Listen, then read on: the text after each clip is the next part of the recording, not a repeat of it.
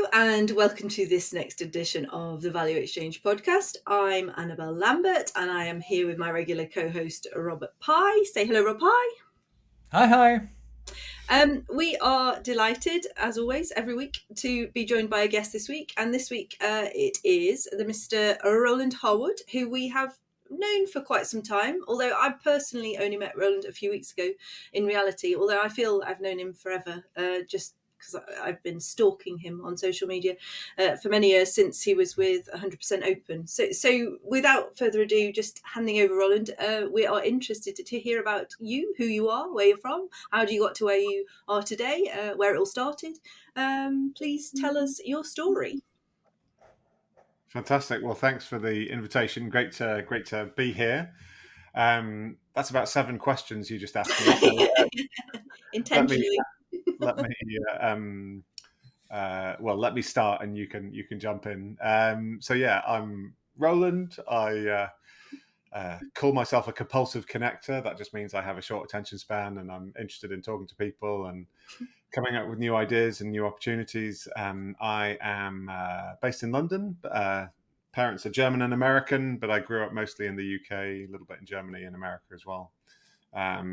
Education was sort of science, physics, PhD. Early career was research and development in the energy sector. And then I discovered I was much more interested in talking to people rather than technology, and went on a bit of a journey, discovered this then new world of open innovation. First at Nesta and then through 100% Open, the company you just mentioned, an agency that I ran for nearly 10 years with my co-founder, David. And that was really connecting the suits and the sneakers, big companies and small companies, around innovation challenges, Lego, UBS, Ford. And after about 10 years of that, I got a bit bored of kind of focusing on kind of corporate challenges I didn't really deeply care about. So I exited, founded Liminal, which is what I'm doing now, amongst other things. And we're focused primarily on sustainability, place-based climate and sustainability-based kind of challenges, projects, communities. I'm a father of 3, a failed astronaut, a piano player, lots of other things as well. But yeah, that's a kind of a very quick history to far too quick for us to let you get failed away astronaut. with, I think. Failed astronaut on the basis that you never became an astronaut. Is that, so you therefore are also no. I did a bit more than that. So in 2008, Right. about a month after the birth of my second child, Cole, the European Space Agency, for the first time in 40 years, I think at the time, put out an advert recruiting new astronauts. And they wanted people a bit like me with science degree or sort of PhDs in physics, also kind of pilot and aeronautics experience, which I didn't have. But I applied along with 40,000 other people. I got through the first 3 or 4 rounds. I've lost count now, including they flew me over to Hamburg and subjected me to lots of quite challenging tests, which after with a 1 month old and not a huge amount of sleep, I didn't perform very well at. And I got down to the final 800 and no further. Wow, amazing.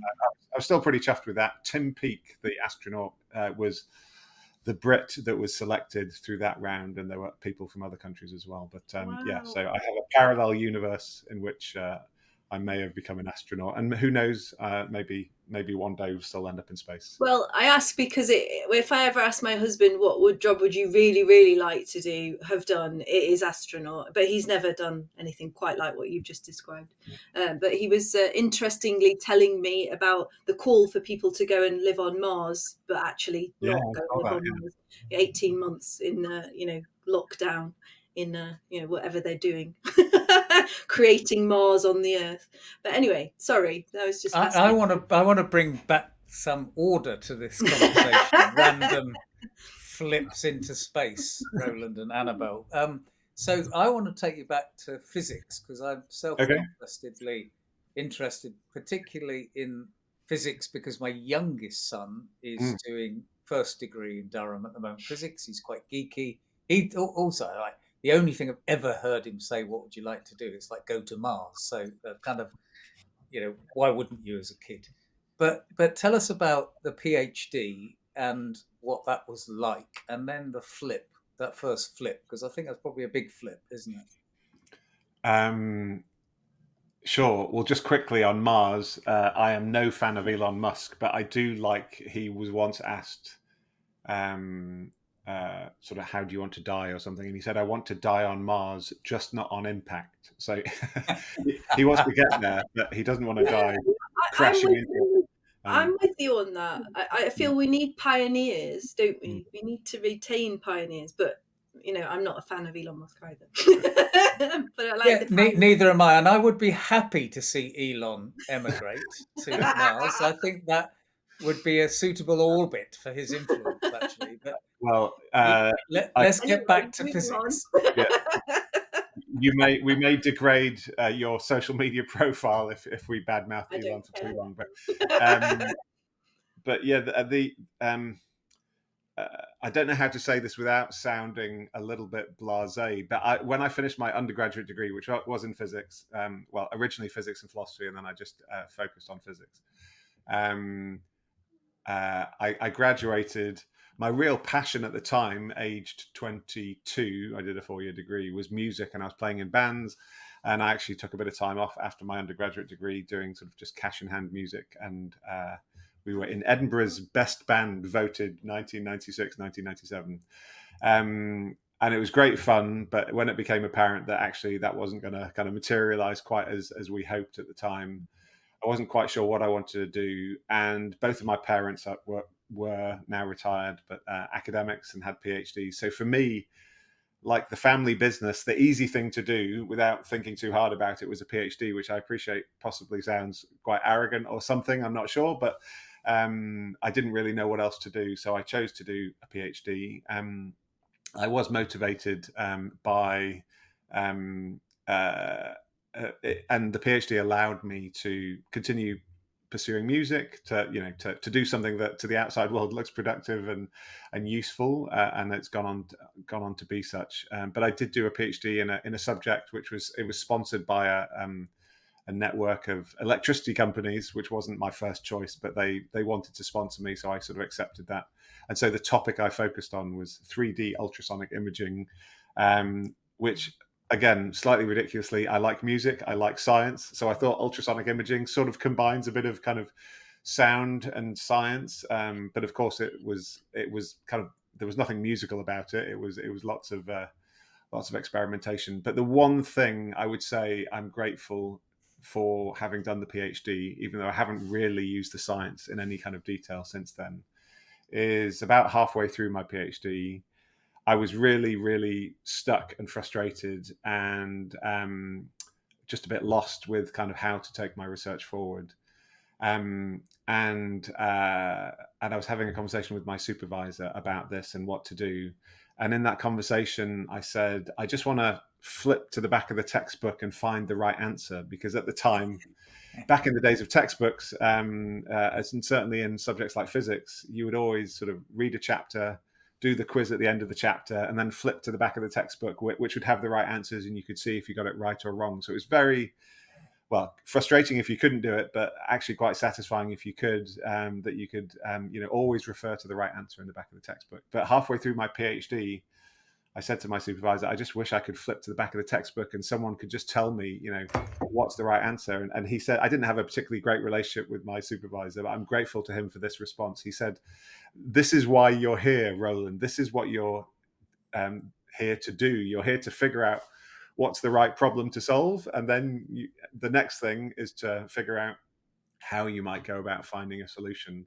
And it sounds like such an obvious thing to say, but actually, it wasn't until that conversation really I realized, oh, okay, this is what I'm doing. I'm not just regurgitating somebody else's knowledge. I'm sort of finding out my own. And anyway, and I think that has given me a confidence in tackling problems which I have limited knowledge about, or no idea about how to solve, and then apply my network, my skills, my experience, to those. And so I think I'm less daunted by uncertainty and complexity as a result of having done my PhD than if I wouldn't have done. So I'm grateful to it for that reason, if not other Yeah, reasons. and we without going into a mega rant about education, I think that so many stories I hear Yeah. about education being very prescriptive in terms of the Yeah. right answer, rather than it's kind of like what question should we ask, and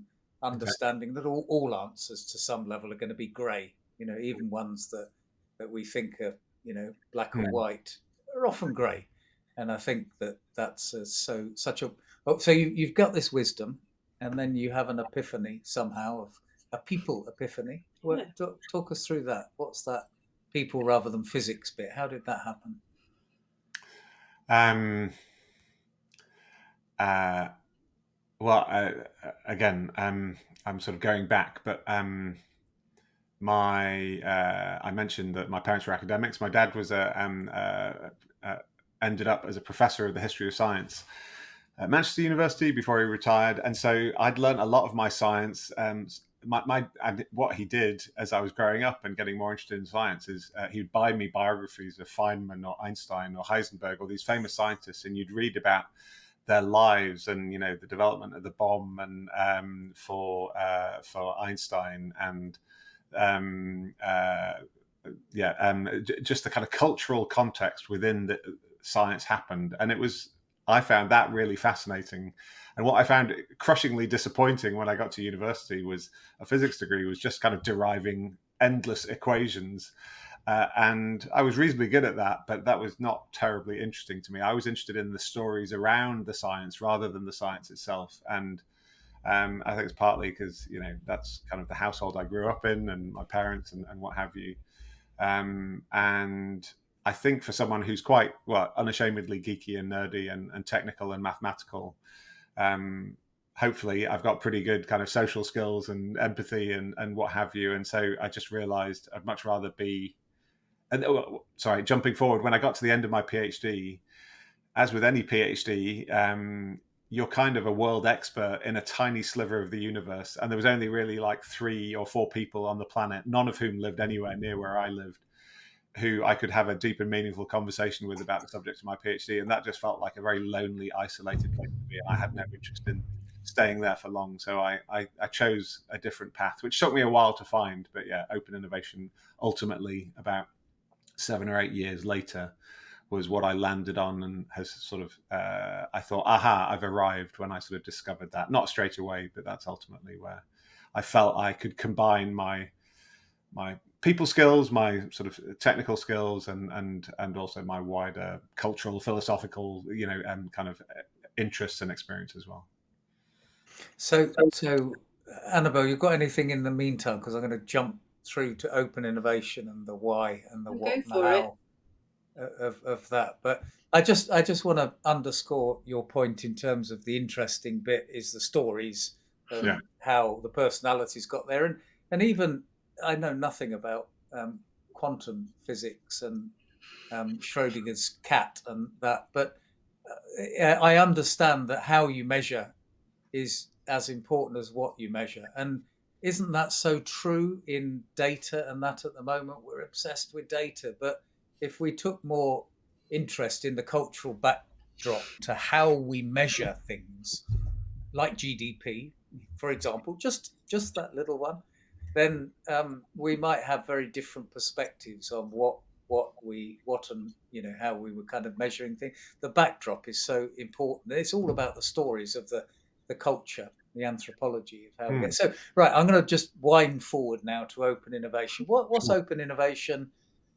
Why did you find it? How did you find it? What's it all about? What is open innovation for someone who has never heard the word open and innovation used so closely in a sentence before?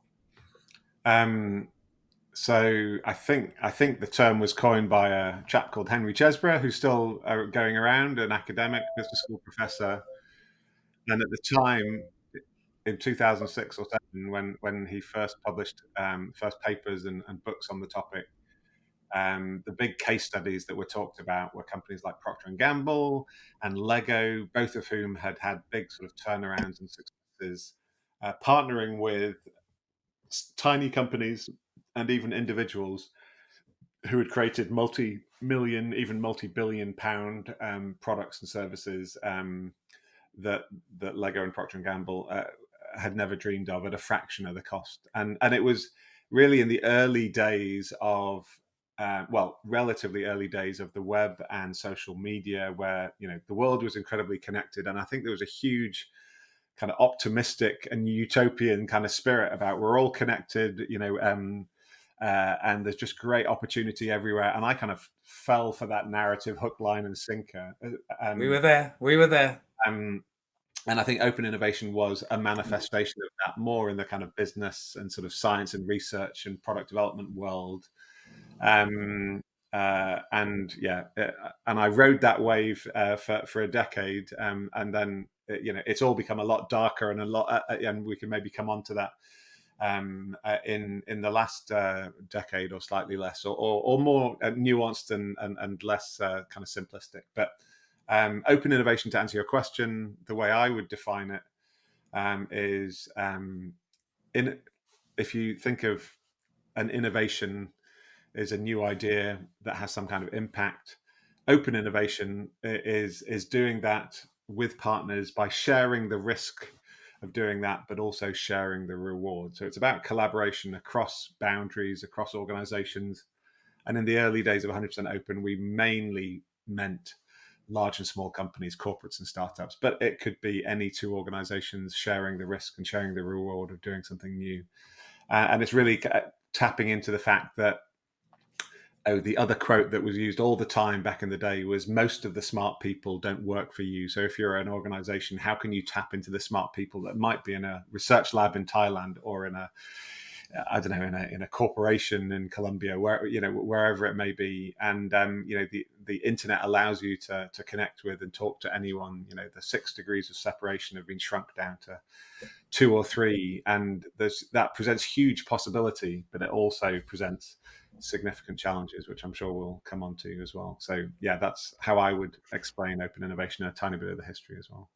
Okay, so we've got a bit of the open innovation idea. So now, sort of, if we wind to the end of open innovation, and you would to reflect back now on what that was, what you learnt, what were the challenges, the excitement, the frustrations, the opportunities. It'd just be fascinating to hear you reflect now on all of your time in 100% Open, which was the company that you set up and led, and your reflections on that journey.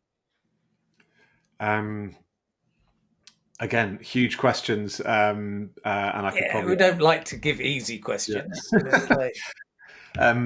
So I sort of discovered open innovation in 2006, and I was at an organization called Nesta, now a charitable foundation. It wasn't a charity at the time, but it is now.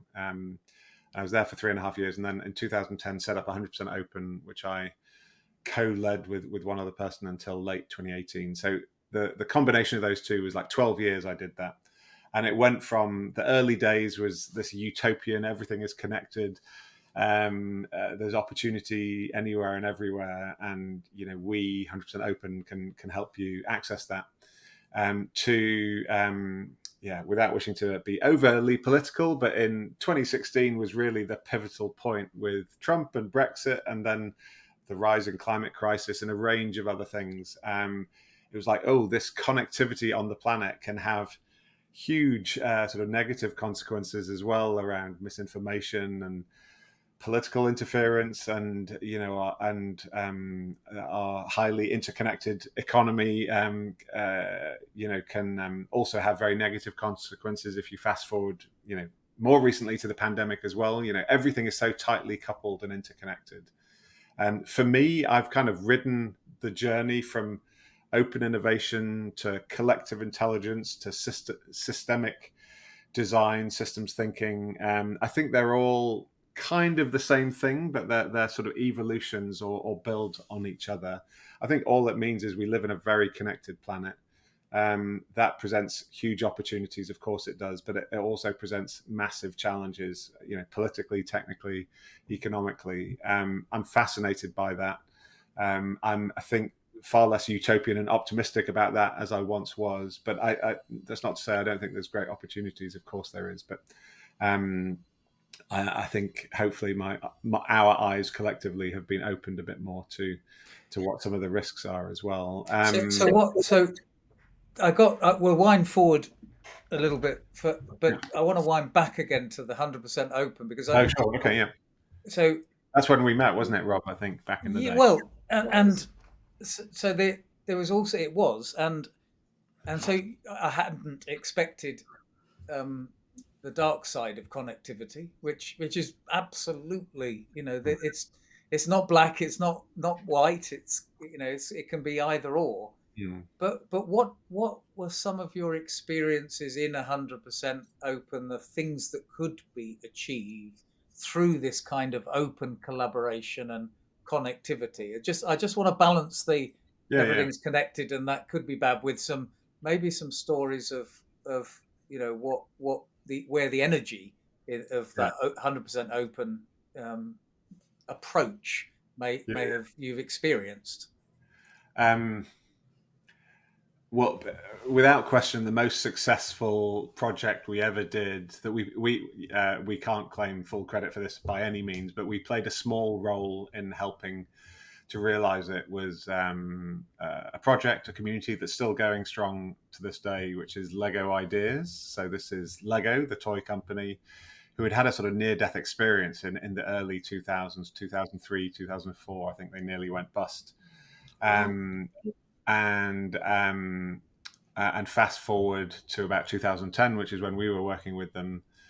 They'd sort of gone through a whole restructure, reorganization, and we're doing well again, or reasonably well, on the back of a few accidental successes that all of which had come from outside of their company. So there's a whole story around Lego Mindstorms, which was a product that was incredibly successful because of all these kind of super fans that were sort of hacking and developing and improving and innovating Lego's product, in this case, a robotics product. And also something called Lego Architecture, which was an external entrepreneur that created this phenomenally successful idea, which is build iconic buildings out of Lego and sell them with an exorbitantly high profit margin. And Lego had rejected this entrepreneur dozens of times because it had no mechanism for accepting good ideas from the outside. And then eventually, due to the persistence of this individual, I'm told, eventually said, okay, let's give it a go. And they did, and it was incredibly successful. So they'd had a few accidental successes. And so they tasked us initially with developing a strategy and then helping to pilot a community, which went on to become Lego Ideas. In fact, I think I'm the person who coined the term Lego Ideas, and I never benefited by trademarking it. It's not a very original name, but it's the one that exists to this day. It was like, okay, how can we more systematically engage with this creativity, this innovation that sits outside of our organization? How can we create a community and a platform and a process that helps us navigate that successfully? And at a super high level, Lego Ideas, you post an idea for a product, you get 10,000 people within the community to support you. If you reach that threshold, it goes into a review process, which is quite sort of formal. And if you pass that, you get an official Lego product, and crucially, you share 1% of the revenue, or Lego rather shares 1% of the revenue with the creator. So there's a process kind of Wow. behind it, and there's lots of best-selling Lego products that have emerged from that process. So that's very pragmatic, very successful. I think there's 3 million people in the community last time I heard. And that's a really nice model of how you can unleash the creativity of your fans and your customers. Of course, Lego is quite unusual. It has real kind of brand loyalty and fans, which most companies would die for, and they manage that very tightly, very closely. So to some extent, Lego is the exception that defies the rule, I think. But that's probably the most successful, commercially successful thing I've worked on in my time at 100% Open. There are other things as well, but yeah, that's a nice example. Yeah, and it's a lovely example because it Yeah. jibes with our theory of change and ethos. In if you want to change an organization or institution, it's a good way of doing that is outside in. Yeah. The challenge is how do you make the boundary of your organization permeable enough? But you take examples in politics in the UK. If you get enough people sign a petition, it'll be debated in Parliament. The same sort of idea example as the community one. Yeah, yeah. And it's kind of like how do you build change from the bottom up as well as having top down? So you kind of engage with stakeholders outside of organizations to Mm. to really kind of help come up with solutions that, in the case of Legos, obviously Lego bricks and the brand, but it systemically, outside of any those communities can be an incredible source of innovation. So then, sort of almost now picking up your second to last point about sort of winding forward to liminal and system change and that. So the what was the journey um, from 100% open? Where did it? How did that end? And what were the next chapters in your thinking? 100% Open continues as a company, but I exited through a management buyout. So I sold my shares to my co-founder, and he's continued to run it. We wanted different things from life, from the business, and so that was it was difficult, but it was amicable. And so but for the first time in my life, I left with a chunk of money, not a I certainly wasn't going to retire, but it was enough money that I could take some time to think about what I might do next. And I actually, for the first few months, nearly 6 months, I think I had, this is pre-pandemic, this is late 2018, early 2019, I just went on an intense burst of networking. I think I had 600 coffees over the course of about 4 or 5 months, Wow, mostly in person, but also quite a few virtual. exhausting. Quite often 3 or 4 a day. It was exhausting, but I sort of did it deliberately as a compulsive connector, because I wanted to learn. I wanted to take my time, and I had the privileged position to be able to do that for the first time in my life. And what was really interesting about that is I think I was able to spot some trends and patterns between different conversations, which had I had those 600 coffees over 6 years or 10 years or something, you wouldn't be able to sort of spot those patterns in the same way, because it was so compressed in a short space of time. It was just, I realized how much I didn't know, how much other cool stuff was happening that I had no clue even existed. And that led me into, founding Liminal, which still is to an extent, but I'm currently undergoing the next transition, which we can come on to if you like. But Liminal was a community of compulsive climate connectors who like alliteration. And we're essentially a distributed consultancy who run projects for foundations, governments, corporations, broadly around sort of climate related, sustainability related topics, doing research, workshops, community building, but all focused around the purpose of the one biggest innovation challenge and opportunity on the planet right now and for the foreseeable future, which is our rapidly changing climate. And so I really wanted to kind of devote myself to that space, but work also in a somewhat different way. And so the Liminal community was born from that time.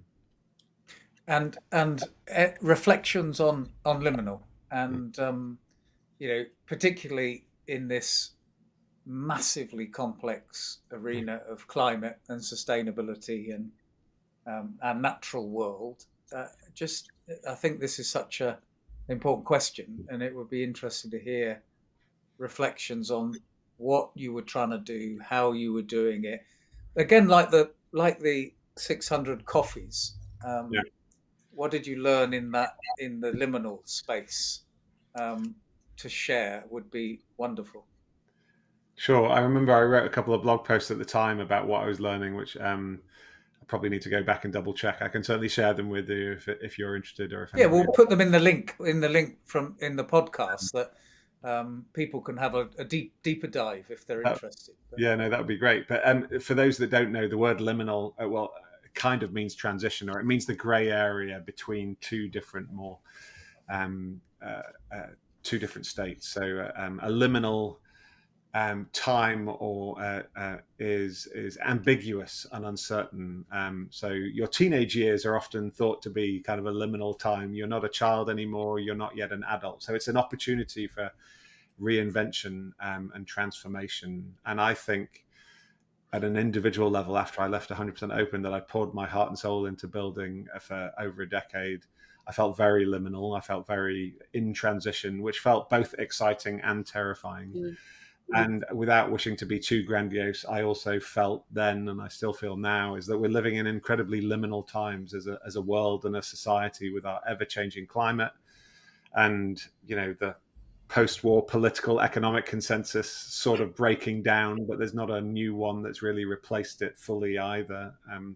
And so I think there's a lot of uncertainty, and that's deeply unsettling.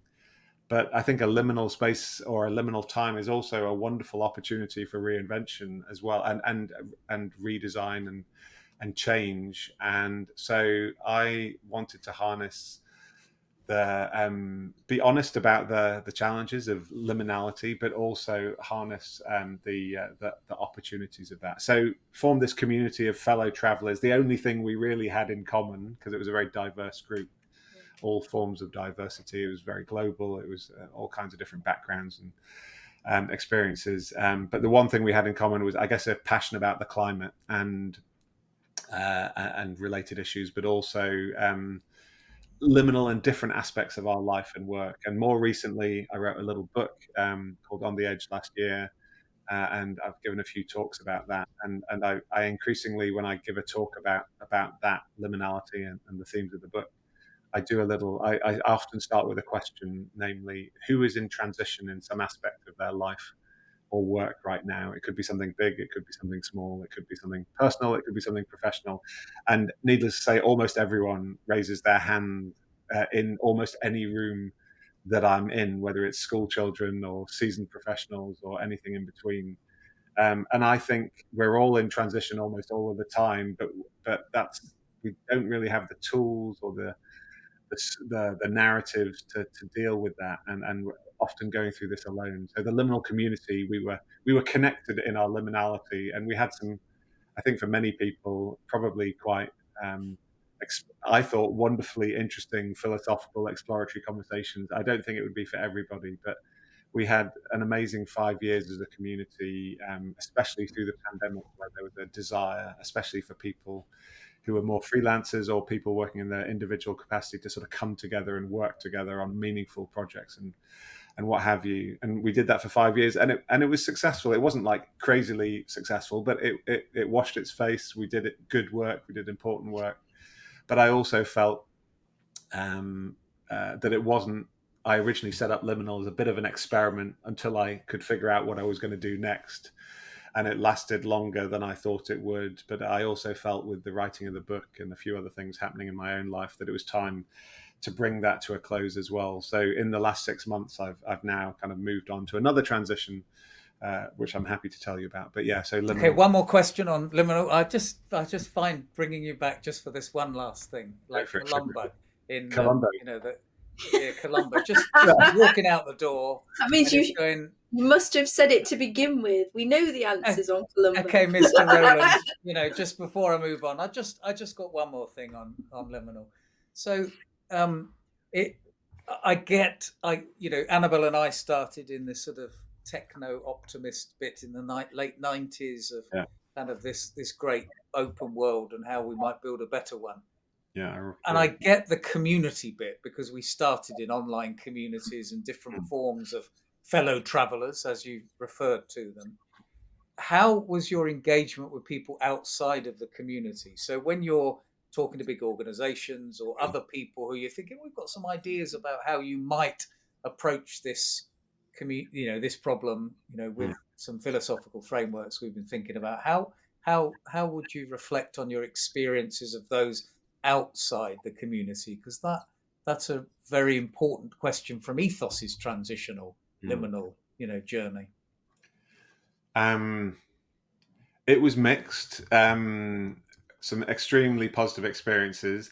A lot of people, in mostly very polite ways, would say, "Oh yeah, I had a look at your website and it looks interesting, but I don't really understand it, or I don't know what you do." Interesting.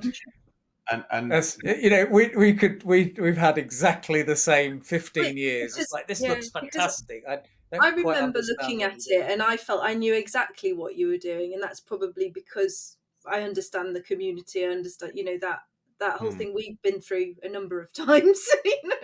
I feel the value of what you're trying to do and can envisage, what the outcome might be.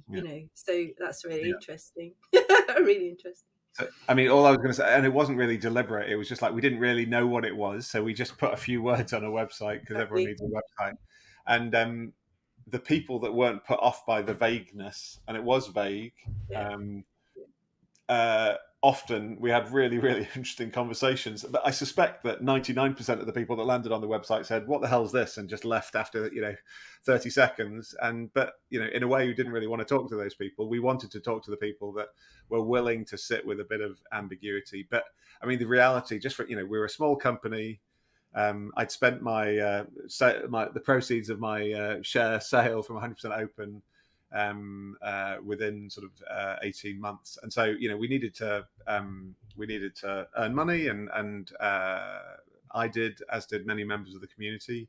There's a few people that were students and retired, and so people had slightly different kind of pressures, but so we were pitching work as we did at 100% open, and to big companies and to governments. And so I guess we became a little bit more conventional we had case studies and credentials and a product offering, but it was still probably on the vague or on the more ambiguous, vague end of the spectrum. And not everybody went for it. I think people would hire us, and this was true of 100% open as well, if they liked us, if they felt they could benefit from our network and our experience. And so it was we weren't selling a product or a service. We were selling a set of relationships and maybe a sort of mindset. And that's not always appropriate for all circumstances. But we built a moderately successful business off the back of that. And yeah, it was a wonderful experiment. I'm very happy for it. I'm very grateful for it. I think what I have realized, especially in the last couple of years coming out of the pandemic and everything else, is that to really kind of mobilize, communities and networks at scale to have impact, you need more connective tissue, institutions, investment structures, whatever it might be, that can allow some of that freedom and creativity to kind of sit on top of it. And that's what we were at Liminal. We were always chasing the next project, delivering the last project, and it became a little bit of a hamster wheel. And that was fine as far as it went. But I think myself and some of the other key individuals decided we didn't want to do that for the rest of our careers either. So we've all sort of gone off and explored different things. So it was wonderful. It's great. We're still actually delivering one kind of big project that brings a few of us together to deliver that. A project called Net Zero Living, which is UK government sponsored, which is fantastic. But we've kind of wound down the community side of it and the other projects for now, whilst we pursue other So things. what next then? Yeah. Let's talk about now. That's Yeah, I just mentioned delivering this one project through Liminal, which is working with 52 local authorities who are all transitioning to net zero. And we've built a community of practice for them to share learnings and collaborate with each other, these different local authorities all across the UK. And the vision is amazing. The practicality of doing that is still a work in progress, but it's a really real privilege to work on a project like that. And there's a lot of complexity to it, but that's wonderful. And it's also a sort of legacy from Liminal. But we did some research a few years ago originally for Hitachi that went on to inform an insight, namely that the greatest concentration of climate-related investment, research, startups, innovation exists within about 5 hours train travel of London. So basically UK, France, Belgium, Netherlands, and bits of Germany. And so the Silicon Valley, or the Palo Alto of climate change, is here in UK and Northwest Europe. But we don't tell that story at all well. We're far too humble. We're far too fragmented. And so we have this non-profit called Climate Tech Supercluster that we're excited about. And we think there's a huge opportunity to attract attention, attract investment, attract partners to this part of the world to work on, the only problem worth solving, which is the climate crisis. In my view, I'm very biased. I know not everyone agrees to that. So that's also a significant side hustle for me and a few others right now as well. And then my kind of day job, which I'm also really enjoying, but it's completely different, is working with a Danish company called Milestone, which is part of Canon, the Japanese conglomerate. And it's I'm working on a top secret project. I can't really talk about the details, but it's Oh no! sorry, but it's about sort of ethical AI and video data. So Okay. it's very interesting. I'm community building with them around a new product that hasn't launched yet, which is why I can't talk about it. But it's really interesting, and I'm fascinated in. I mentioned in passing the term collective intelligence earlier, but we a few years ago did some work with the United Nations on collective intelligence, which they defined or we defined somehow as bringing together human ingenuity and artificial intelligence. So the best of what people can do and the best of what computers can do to tackle meaningful sustainable development goals in the case of the United Nations. And so through my work at Liminal and my work at Milestone, I'm trying to learn as much as I can about sort of machine learning, artificial intelligence, building communities around that, as well as these more place-based, net zero, sustainability-based initiatives that we're running through Liminal and the Climate Tech Supercluster. So that's how I'm occupying my time. I'm pretty busy, but I'm enjoying it, and it's fascinating, and it feels like important work.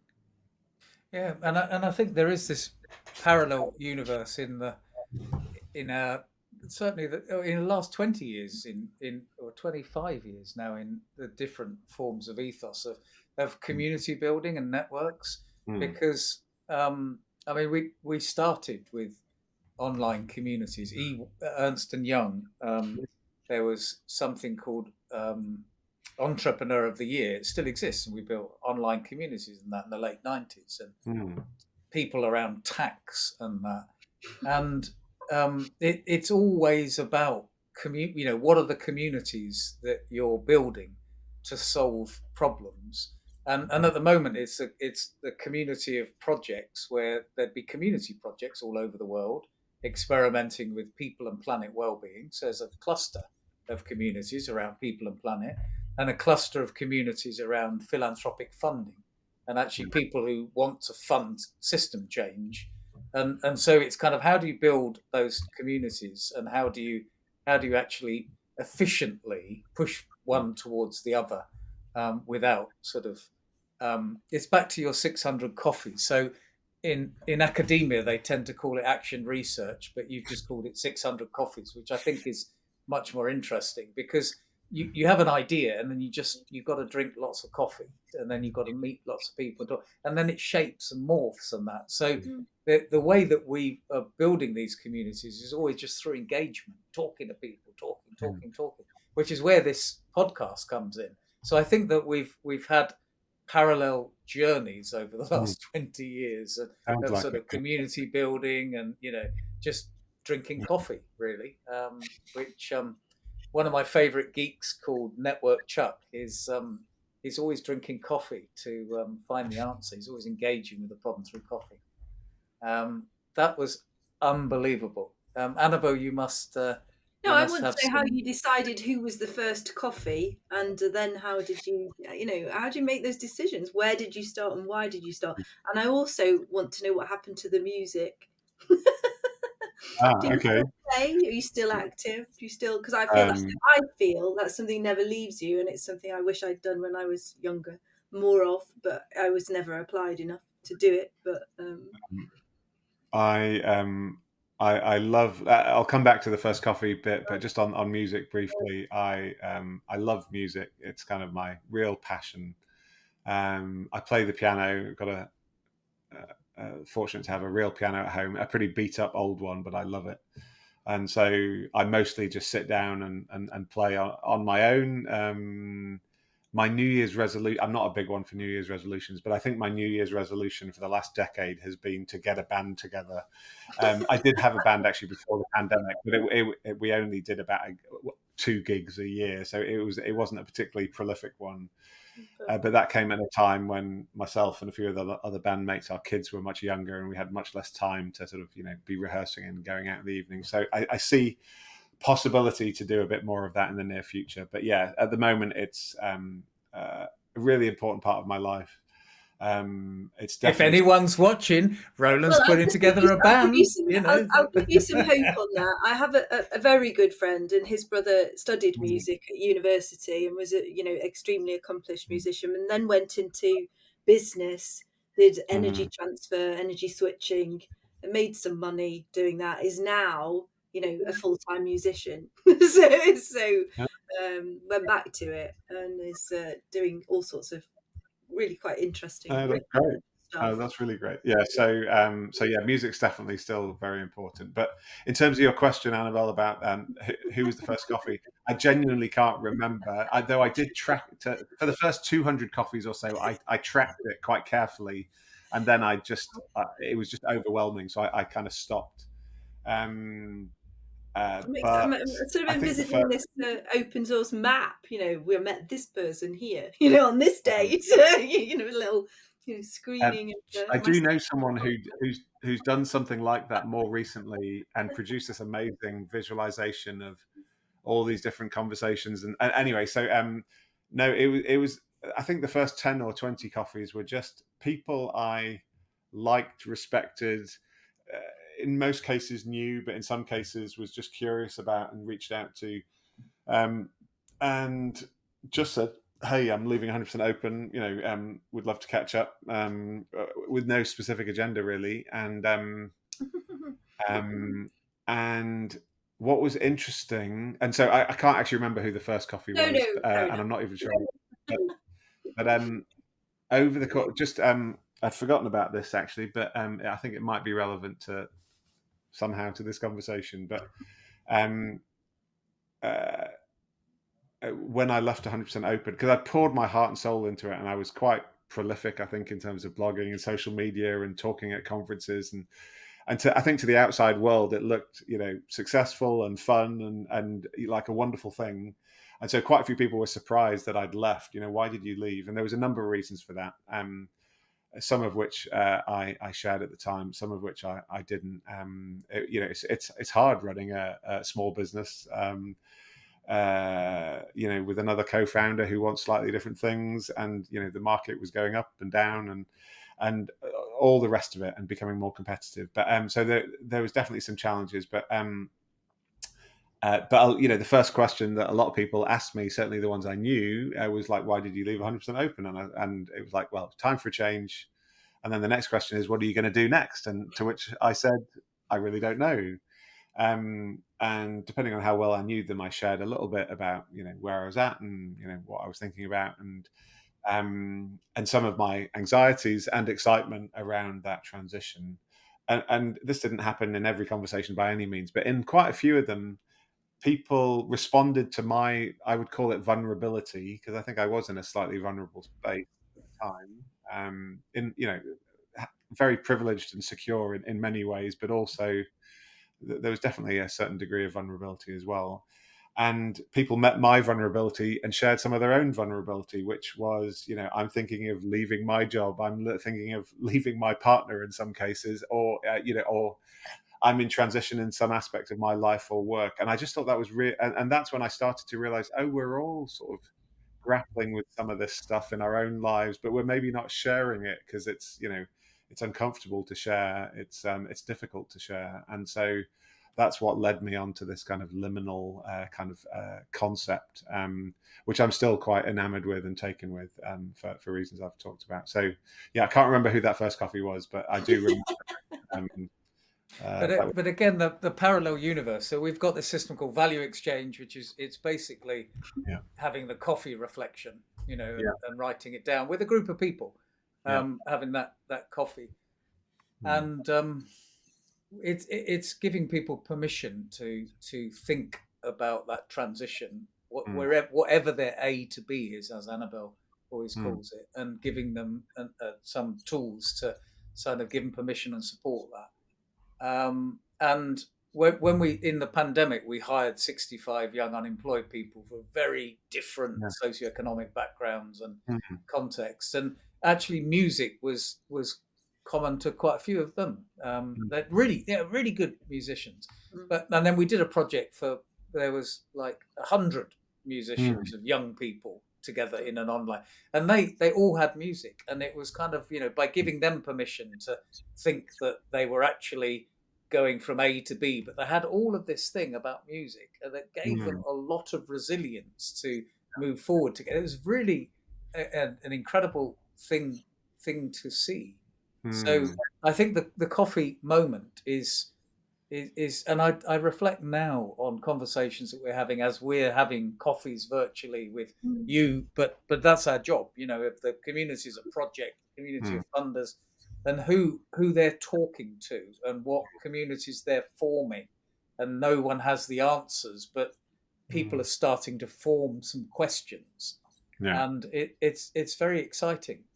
There is a very positive story to maybe end on, which is Yeah. that in this world of ambiguity and issues, that actually we do need to give ourselves permission to think and to connect and to talk and discuss the issues, which is just what we've done here, and you've done it very beautifully. And I apologize for all the interruptions, the No, not at questions. all. Um, Well, that's I was looking forward to this conversation, and yeah, no, thank you for inviting me. I remember a few years ago, in the liminal community, I asked people, what have you learned recently, or I can't quite remember what the question was, but somebody said the thing that they had learned was that thinking is working, which is such a simple sentence, but it's like, even when you're going for that walk or that run, or you're, whatever it is you might be doing, and you might be mulling stuff over, you might not even realize you're doing it, but that's still, well, if you have a client, or so, that's still billable hours, or at least it should be, or it could be. um, because, and I'm guilty of this, as much as anyone, but we pack our diary so much with calls, or meetings, and it doesn't allow us time to think. So I really enjoy conversations like this, because by you asking me questions and showing interest in me and my experience, it allows me. I think I realize far more through dialogue and conversation than I ever do actually when I'm on my own. So thank you for that interest, and thank you for that opportunity. I really appreciate it. Pleasure was all ours. Thank you very much. Goodbye. Until next time, Thank thank you. you, Roland. Cheers. Bye bye. Bye.